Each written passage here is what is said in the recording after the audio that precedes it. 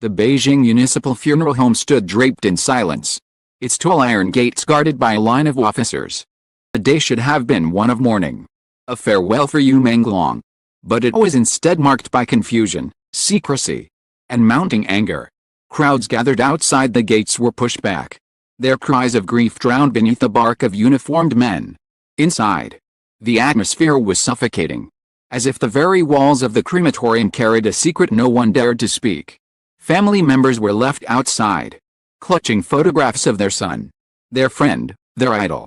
His parents begged to be let in, only to be told the procedures had already begun. Fei collapsed to her knees when she realized she would not be allowed to look upon Menglong's face one final time. Witnesses recalled her fainting as two paramedics rushed forward, wails echoing even as she was carried away. This, above all, was the first red flag in Chinese custom. Family members are permitted, expected, to pay their last respects. But on that day, the door was closed to them. Inside the crematorium, the procedure unfolded with alarming haste.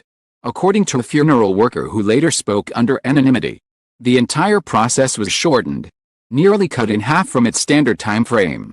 It was not just rushed, he confessed in whispers. It was ordered. We were told to move faster than protocol allowed. Then there was the man in black. Witnesses described him as tall, dressed in a fitted dark suit, his face stern and unreadable. Some claimed he was Menglong's former manager. What unsettled many was not his presence, his authority. In one account, he was seen signing a document, an emergency waiver, that permitted the cremation to proceed without an additional medical review. Why would such a waiver even exist? Why would it be used on that day, for that body?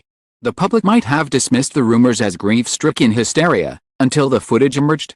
Not a shaky phone recording, as many initially believed, but security camera footage leaked from inside the crematorium itself. Experts later confirmed the angle, the clarity, and the timestamps matched the internal surveillance system used at Beijing Municipal Funeral Home. Someone from the inside had risked everything to make the world see. The clip was short, but devastating. Showed Menglong's body on a gurney, pale cloth draped across him.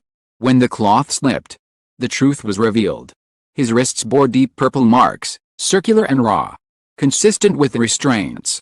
His ankles, too, carried the same bruising. A cut stretched across his torso, a wound never once mentioned in the official death report. And his face, swollen, tinged blue, suggested suffocation. Self-inflicted harm. The funeral workers in the video looked anxious, with a sheet to cover him quickly when the camera lingered too long. But the most chilling detail came not from sight, but sound. In the faint background, a voice whispered, "No one must know." Words sent a chill through millions who replayed the clip online, slowed it down, analyzed every frequency. His became a rallying cry, a haunting echo of the silence imposed on his family. Public outrage exploded. Fans around the world poured their grief into hashtags, secrets and ashes, justice for Menglong, cremation cover-up. International media picked up the story, calling it the most disturbing leak in celebrity history. Protests swelled outside the funeral home in the days that followed, as mourners lit candles and demanded answers. Authorities remained silent, their refusal to speak only fueling suspicion. But silence could not contain the questions. Why was the cremation rushed? Why was the family barred from entry? Why was the manager present, holding power over the process? And above all, why did Menglong's body bear wounds the official report erased? A shadow loomed over the ashes, and with it, a truth too large to be ignored. Before the day was done, rumors began circulating that the cremation was not merely a farewell, but a cover-up. An insider had already said it. They weren't just burning a body, were trying to burn the evidence with it. And as those words reached the public, the nation braced itself. Something larger was stirring behind those iron gates. Something that could not stay hidden. The nation held its breath as Zhang Wei stepped before the cameras. His uniform was pressed, his expression carved from stone. Eyes betrayed the fire of a man carrying truths that would scorch the halls of power. The chants outside the station echoed through the glass walls. Justice for Menglong. Truth in the ashes. 4 weeks. Speculation and whispers had consumed the public. Now, the police chief was about to speak. Began with a sentence that silenced the room. The cremation of Yu Menglong was not routine. It was orchestrated. And it was used to erase evidence of a crime. The hall erupted with gasps. Scribbling furiously, Zhang Wei lifted the folder on the podium and flipped it open, revealing photographs never seen before. They showed the very injuries from the leaked clip: bruises at the wrists, the swollen face, the jagged wound across the torso. Forensic reports matched these images, though none of them had been included in the official documents released after Menglong's death. The family was barred from entering the cremation room. Zhang Wei continued, because if they had, would have seen these injuries. The cremation was rushed to prevent any independent autopsy. The man in black, seen in the footage, did indeed sign an emergency waiver. He was not a grieving relative. He was his manager. The confirmation sent shockwaves through the press. Zhang Wei was not finished. He gestured, and a screen lit up behind him. It displayed a trail of transactions, red arrows linking one account to another, taking through Hong Kong, Singapore, and finally landing in the British Virgin Islands. In the 48 hours surrounding his death, Zhang Wei said, Yu Menglong's fortune vanished. Properties, his royalties, his savings, all were transferred out of his name. We traced these funds through shell companies controlled by a single entertainment conglomerate.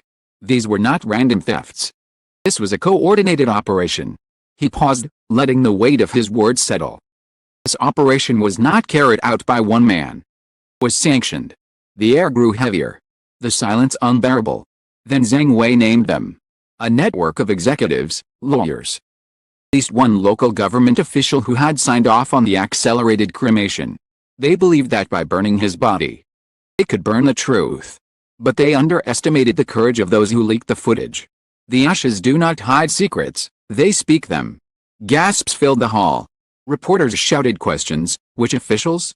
Which company? Zhang Wei raised his hand. Investigations are ongoing. It will follow. But make no mistake, this was not an accident, nor a tragedy. It was a crime against Yu Menglong, against his family, and against the public's right to truth. At that moment, Zimfei stood from her seat in the front row. Tears streamed down her face. But her voice carried with raw fury. You treated him like a product. You destroyed him. You tried to destroy the truth. But the world sees you now. He was not a commodity, he was a man. Her words broke through the air like thunder, by cries from outside. The chants grew deafening. He was not a commodity.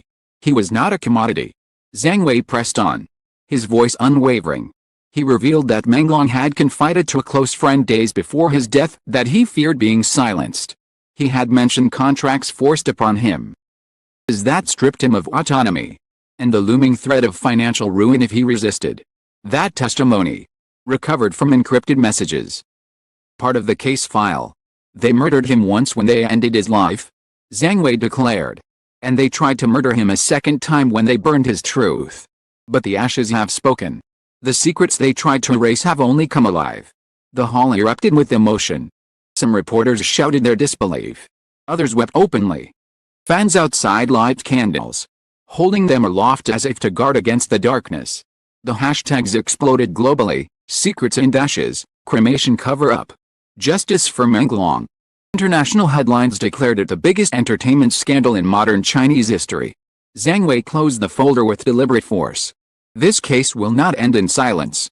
We will pursue every name, every signature, every hand that profited from his suffering. And when justice is delivered, it will not only clear Yu Menglong's name, it will warn those who think they can burn truth with fire. As he stepped down, the room dissolved into chaos, reporters rushing to phones, cameras flashing, rising like waves. But outside, beneath the gray Beijing sky, the people were unified.